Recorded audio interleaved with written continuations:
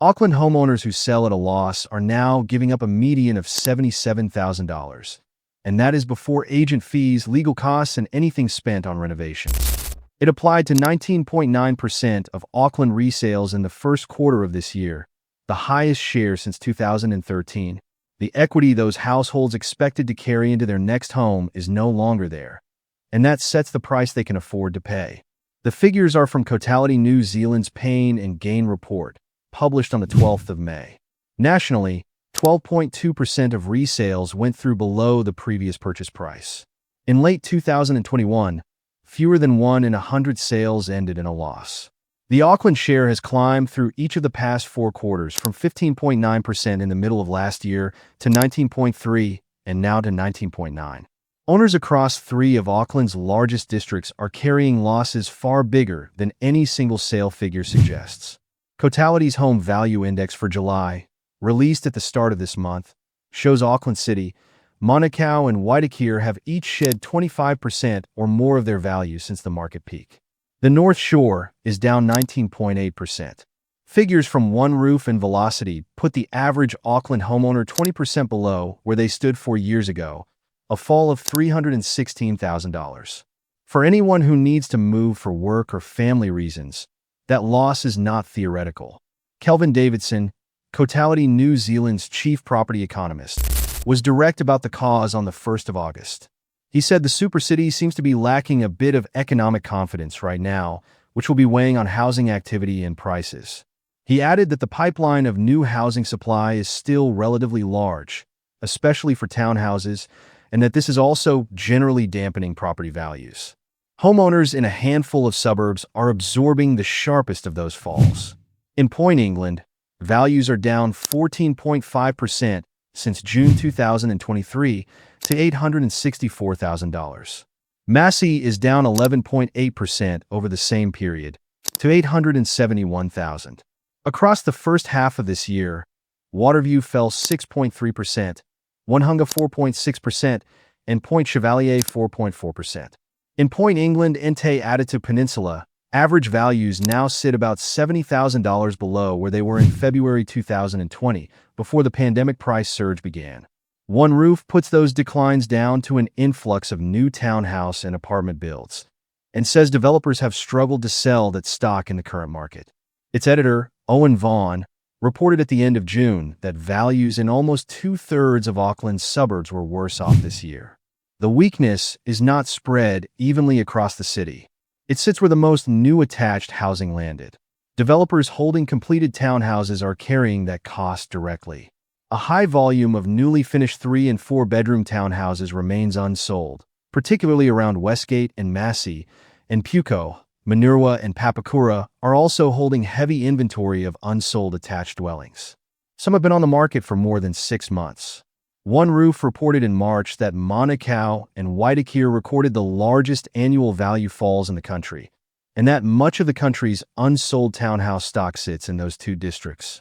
Buyers have drawn a clear line between property types.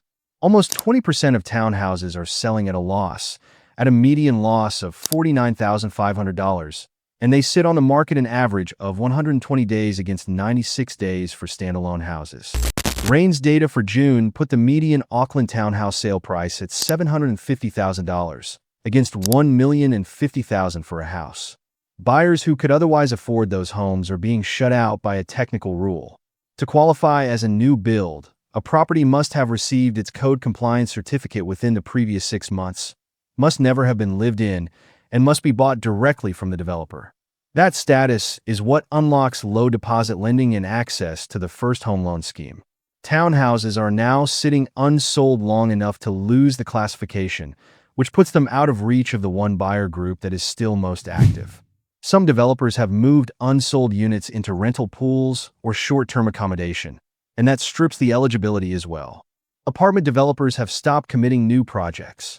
CBRE New Zealand reported on the 26th of May that the Auckland apartment pipeline has fallen from 50 projects to 44, the lowest level since its records began in 2014.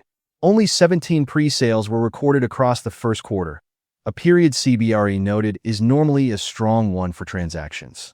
CBRE described the recent abandonments as projects marketed for at least a year with no meaningful pre-sale traction, which have now pulled the pin. Its earlier research counted 521 newly completed Auckland apartments sitting unsold, around 20% of all units built over the previous 3 years. Apartment owners are taking the heaviest losses of any property type. 41.1% of apartment resales nationally were made at a loss in the first quarter, the highest share since 2011, at a median loss of around $70,000. Davidson said apartments experience less of the post-COVID boom than standalone houses, so they have had less of a buffer through the downturn. Households who are holding on instead of selling face a rising cost of ownership. Auckland Council adopted an average residential rates increase of 7.9% for the current financial year, lifting the average bill from $4,057 to $4,378. That is a rise of about $321, and most of it relates to the roughly $235 million a year it now costs to run the city rail link. Watercare then lifted water and wastewater charges by 7.2% from the 1st of July, about $8 a month on a typical bill, or close to $100 a year. Rates cannot be recovered from tenants, so landlords carry that increase in full. Those costs are already showing up in arrears. Analysis published by One News on the 30th of April found 42,900 of Auckland's 642,490 ratepayers were behind at the start of the current rating year, or roughly 6.6%. Auckland rates arrears reached $106 million by July last year, up 41% from $75 million in 2023. Auckland charges 10% penalties on late installments, so debts compound quickly for anyone already behind. Auckland Council General Manager Ronwin Heath noted the share had fallen below 1% by December, reflecting seasonal payment patterns. Borrowers are facing a change of direction on interest rates for the first time in 3 years.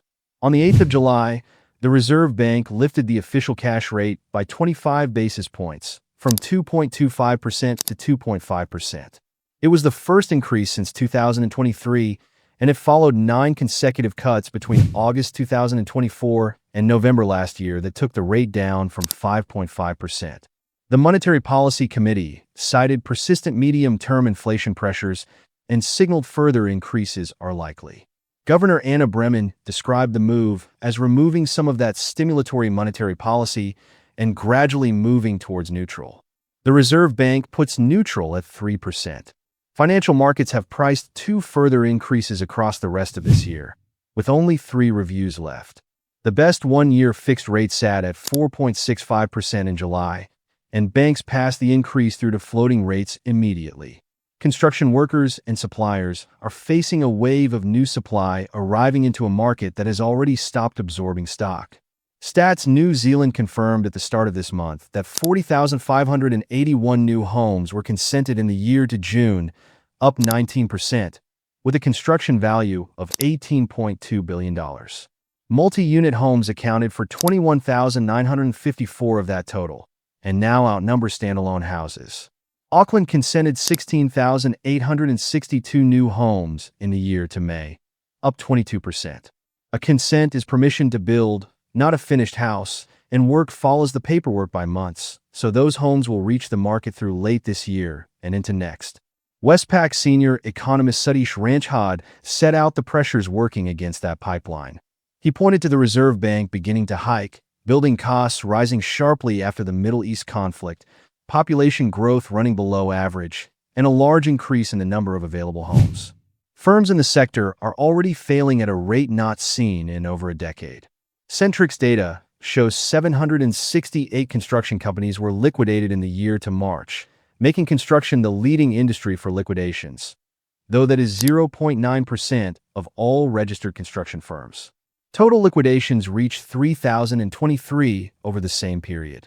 On the 6th of August, 3 Auckland residential construction companies were placed in liquidation, leaving more than 160 creditors chasing at least $18 million. Employees are owed an estimated $596,720 in wages and holiday pay. Sellers across the city are competing against a volume of listings not seen in years. Auckland has close to 14,000 properties for sale, the most since 2015.